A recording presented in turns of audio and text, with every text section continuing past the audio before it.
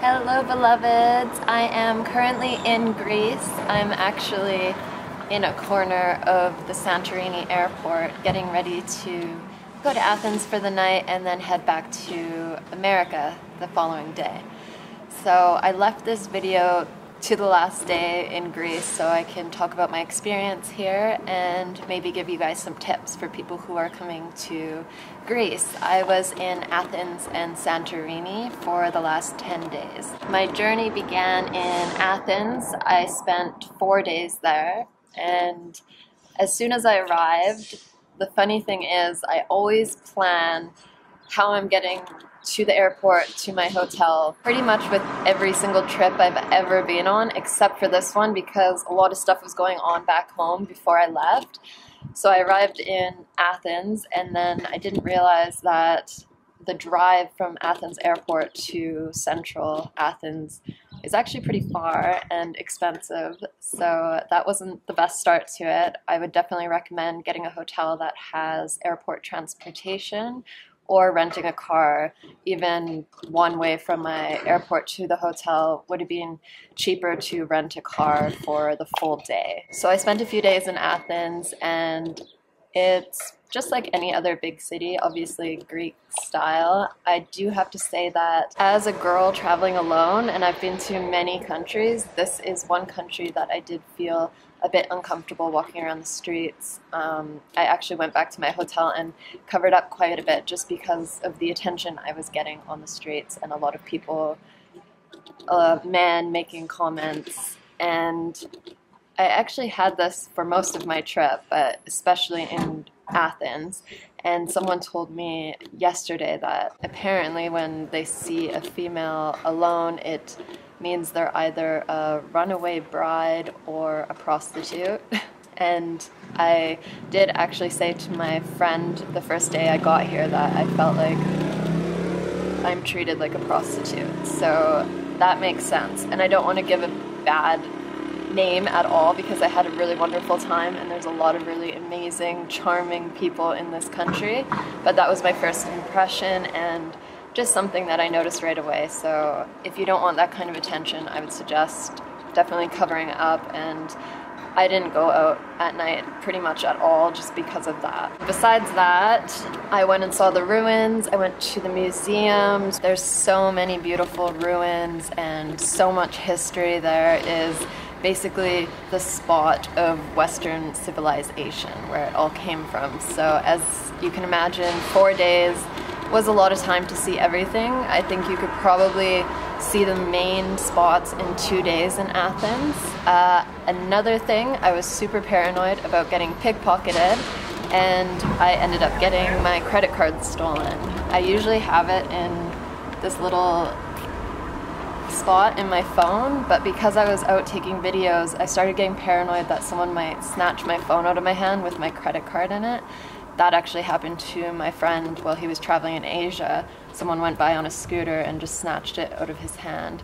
So I was a little paranoid about that. So I put it in my bag that I had on the inside pocket, and I have absolutely no idea how they managed to get it out of the inside, which is against my skin. So no idea, but they did. Luckily I noticed right away and I called my card company. A few $100s had already been spent, but then they canceled it. So of course, be careful with your stuff. If you have maybe a fanny pack, that would have been better, or keeping it tucked away somewhere because there are obviously professionals that make a living off of this. Next, I came to Santorini and I've spent the last week here and it's beautiful. I went all around the island. I will suggest if you're vegan, I really wish I brought protein powder with me here because I'm definitely lacking on protein, and I did eat some cheese even though I really don't like to. In certain parts I couldn't find any protein or calcium in anything. Basically, I was just eating plain pasta with a little bit of tomato sauce. So plan ahead a little bit. Of course, in Athens, there's tons of amazing vegan restaurants, and there's a couple here too. But where I was staying when I first got here was basically just in a little neighborhood and they didn't have many options. But there's things like lentil salads and eggplant at most of the bigger restaurants. Something I'm not really sure about, but I had booked my flight to Santorini, Athens to Santorini, weeks prior, and when I got to the airport they charged me another 60 euros, but they didn't speak enough English to really explain what the extra 60 euros was for. Apparently they told me I was supposed to make the booking online, but I did.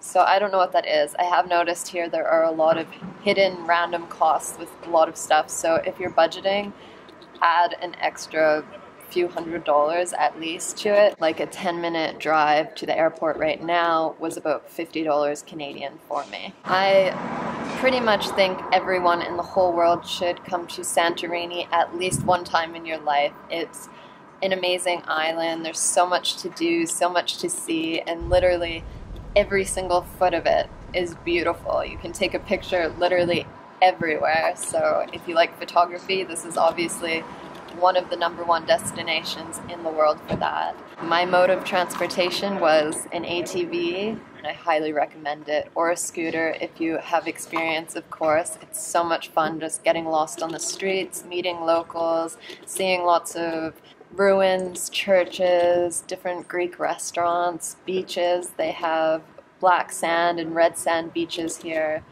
Also, there's really good shopping, especially in Athens. If I did this again, I would go to Athens last, so I didn't have a huge, heavy suitcase with me to move around Santorini with. When I first arrived, I asked 2 ladies if the drinking water was okay here, and I asked locals, and they both said yes, we drink the water. So I was drinking it the first few days, and I really wasn't feeling well. And then when I got to know the one lady, she worked at my hotel a little better, I noticed that she didn't actually speak English that well, so I decided to Google it, and you're not supposed to drink the water in Santorini. So that's an important thing to know.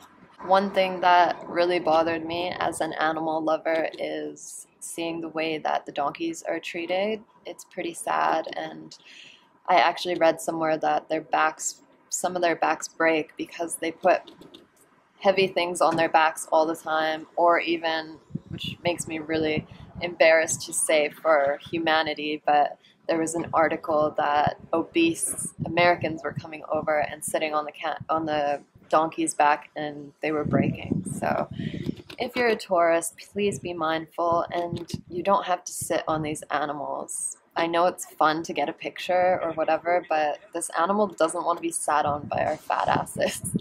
I'm sorry, but it's true. Like, come on.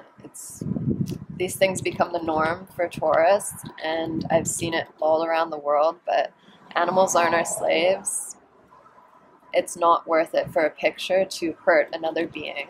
So I really just beg of any tourist traveling anywhere to please be mindful with how the animals are treated, because it's us, it's the tourists that are paying for this that makes these locals want to do certain things to animals and keep them as their slaves.